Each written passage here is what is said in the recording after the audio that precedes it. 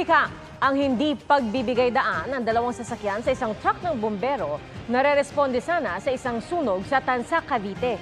Pinagpapaliwanag ng LTO ang mga sangkot na driver at sinuspindi na ang kanilang lisensya. Nakatutok si Dano Tingkungko. Walang sinasayang na sandali ang mga bomberong sakay ng truck ng bombero na ito para rumesponde sa sunog sa Tansa, Cavite.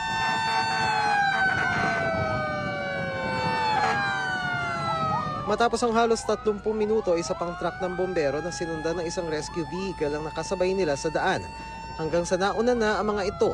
Sa gitna ng biyahe, isang asul na truck ang sumingit sa pagitan nila hanggang sa napadpad ito sa kanang bahagi ng kalsada. Pero isa pang puting truck ang humarang sa kanilang harapan na agad nilang sinita. Mag-overtake na sila, saka naman biglang kumabig pakaliwa ang asul na truck.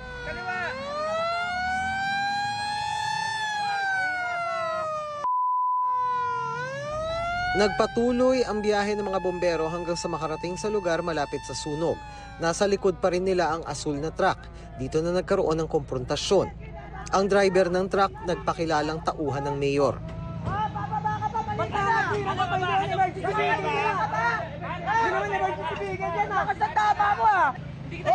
Inaaway mo ako, binabahan mo ako eh. May mga saksing umawat sa tensyon. Nakarating na sa Land Transportation Office ang video na viral sa social media. Agad silang naglabas ng show cause order para sa mga sangkot.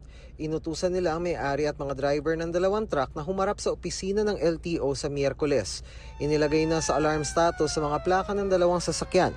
Suspendido ng 70 araw ang lisensya ng mga sangkot na driver. Ayon sa LTO, ang mga emergency vehicle tulad ng truck ng bumbero ay may tungkulin na iligtas ang buhay at ari-arian ng mga nasunugan. At ang pagbibigay daan sa kanila ay hindi lamang batas kundi pagpapahalaga rin sa buhay ng iba.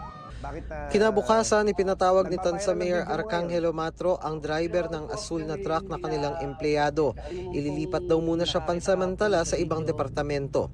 Humingi na rin ng public apology ang driver ng truck. Sinusubukan pang kunan ng pahayag ang driver ng puting truck, maging ang may-ari nito. Para sa GMA Integrated News, Dano Tingkungko, nakatutok 24 oras.